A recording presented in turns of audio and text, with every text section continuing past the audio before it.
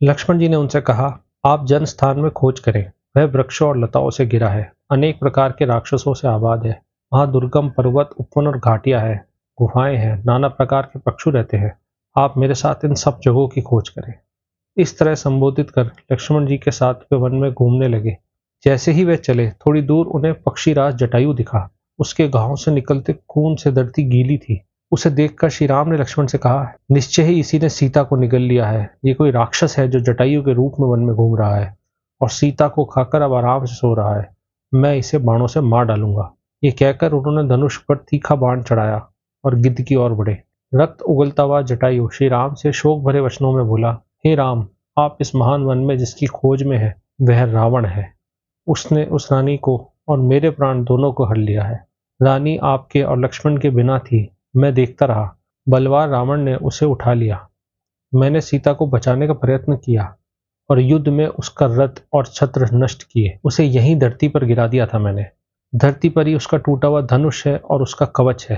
हे राम, युद्ध में मैंने उसके युद्ध रथ को भी तोड़ दिया था, परंतु मैं थक गया था और रावण ने अपनी तलवार से मेरे पंख काट दिए।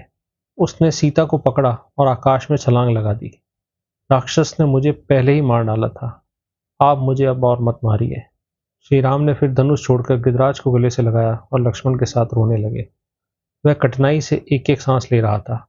उसे देखकर दुखी श्री राम ने लक्ष्मण से कहा, मैं राज्य से बाहर हूँ, वन में रह रहा हूँ, सीता खो गई है, यह मेरा पक्षी मरा हुआ है।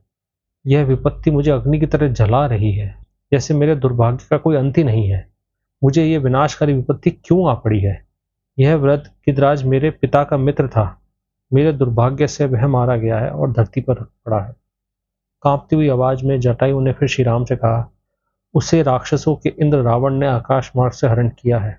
उसने माया का सहारा लिया और एक महान तूफान खड़ा कर दिया, मानो कोई अशुभ दिन हो। सीता को पकड़कर वह दक्षिण दिशा में चला गया है। हे राम, जिस मुहूर्त में रावण ने सीता को पकड़ा है वह विंद नाम का मुहूर्त है, परंतु उसे यह नहीं पता था कि इस समय धन का स्वामी शीघ्र ही अपना सारा धन खो देता है। वह पापी शीघ्र ही नष्ट हो जाएगा। आपको सीता के कारण शोक नहीं करना चाहिए। आप राक्षस को युद्ध में मारकर शीघ्र ही सीता को बचा लेंगे। यह कहते ही गिद्ध के प्राणों ने उसका शरीर त्याग दिया। सिर धरती पर गिरा और पैर फैल गए। अनेक प्रकार के शोक से पीड़ित व्यथित श्री राम ने लक्ष्मण से कहा, हे लक्ष्मण, देखो, यह गिद्ध मेरी सहायता करने का प्रयत्न कर रहा था और मारा गया है। मैं इस गिद्धराज का दाह संस्कार करूंगा जो मेरे कारण मारा गया है। हे महात्मा गिद्धराज, मेरे द्वारा किए गए पवित्र कर्मों के साथ मुझे विदा करो और उन परम पवित्र लोगों को प्राप्त करो। यह कहकर उन्होंने पक्षियों के स्वामी को उस प्रज्वलित चिता पर रखा। धर्मात्मा राम ने अपने मित्र का शोकपूर्वक दाह संस्कार किया। जटायु का अंतिम संस्कार और जल तर्पण करके श्री राम और लक्ष्मण वहां से आगे बढ़े। वे पहले पश्चिम दिशा में सीता को खोजते रहे, फिर धनुष बाण और तलवार लेकर दक्षिण दिशा की ओर चले। थोड़ी दूर उन्हें ऐसा भयंकर शब्द सुनाई दिया कि मानो पूरा वन टूट रहा हो या कोई प्रचंड आंधी जंगल को हिला रही हो। कारण जानने के लिए दोनों भाई तलवारें संभालकर आगे बढ़े। वहां उन्होंने एक अत्यंत विशाल चौड़े वक्ष वाला भयानक राक्षस देखा। वह कबंध था। उसका ना सिर था न गर्दन। उसका मुंह पेट में था। छाती पर ही एक बड़ी भयानक आंख थी। शरीर पर्वत जैसा विशाल, बादल जैसा काला, गर्जना मेघ जैसे दांत बड़े और भयंकर।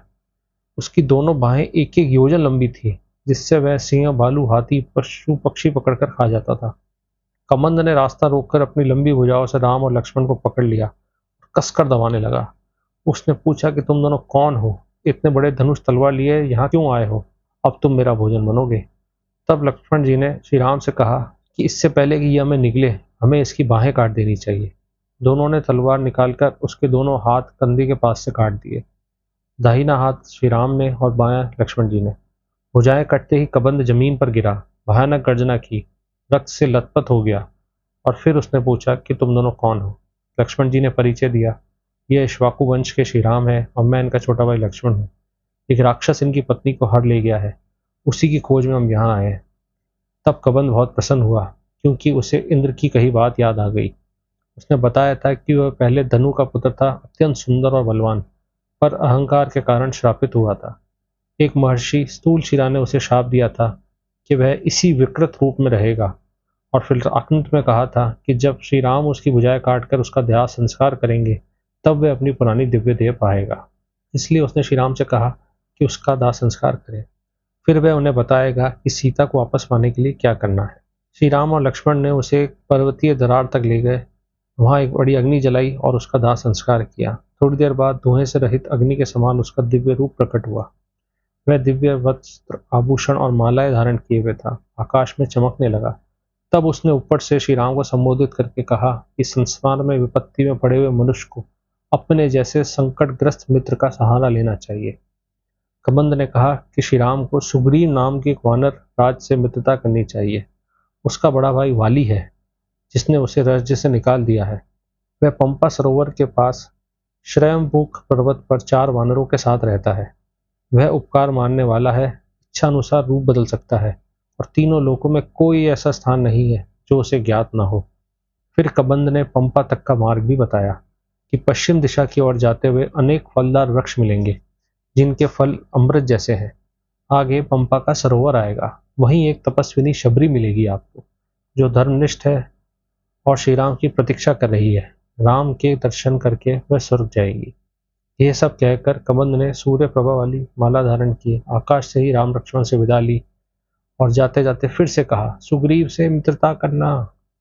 श्री राम और लक्ष्मण कबंद के बताए मार्ग पर पंपा की ओर चले। वे पंपा के पश्चिमी तट पर शबरी के सुंदर आश्रम पहुंचे। उन्हें देखकर सिद्ध योगिनी शबरी उठी और हाथ जोड़कर प्रणाम किया। वह तपस्विनी अपने व्रतों में दृढ़ थी। श्री राम ने उनसे पूछा, क्या तुमने सब विघ्नों पर विजय प्राप्त कर ली है? क्या तुम्हारी तपस्या सफल हो रही है? क्या तुमने क्रोध और आहार पर विजय पा ली है? क्या तुम विधि का पालन कर रही हो? क्या तुम्हारे मन में सुख है? क्या तुम्हारे वृद्धों की सेवा सफल रही है? तब शबरी ने कहा कि जिन महर्षियों की वह सेवा करती थी वह पहले ही स्वर्ग चले गए थे और जाते समय कह गए थे कि श्री राम यहाँ आएंगे। उनके सत्कार के बाद ही वह खुद भी उच्च लोगों को चली जाएंगी।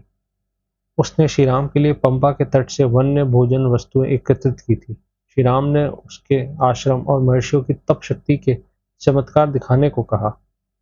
शबरी ने मतंग वन, यज्ञ वेदी और उन महर्षियों द्वारा मंत्रों से की गई पूजा, उनके वत्कल जो आज तक पेड़ों पर सूखे नहीं थे, और वह तीर्थ दिखाया जहाँ 7 समुद्र उसके स्मरण मात्र से उपस्थित हो जाते थे। फिर उसने श्री राम से शरीर त्यागने की अनुमति मांगी। श्री राम ने अनुमति दी। तब शबरी ने अग्नि में प्रवेश कर देह त्याग दी और तेजस्वी ज्योति की तरह स्वर्ग को चली गई। शबरी के स्वर्ग गमन के बाद श्री राम ने लक्ष्मण से कहा कि अब हमें पंपा की ओर चलना चाहिए।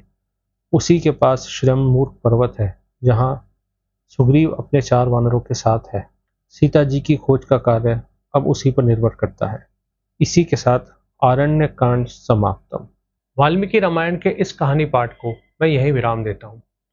इसके आगे क्या होता है ये हम अगले एपिसोड में जानेंगे। अब वक्त है उस अंक का जिसमें मैं रामायण में लिखित इस भाग से जुड़ी कुछ रोचक बात आपको बताता हूँ। पहली बात तो ये कि वाल्मीकि रामायण के अनुसार शबरी एक तपस्विनी थी।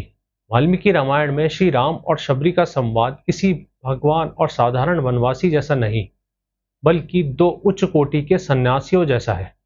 श्री राम उनसे पूछते हैं कि क्या तुम्हारी तपस्या सफल हो रही है?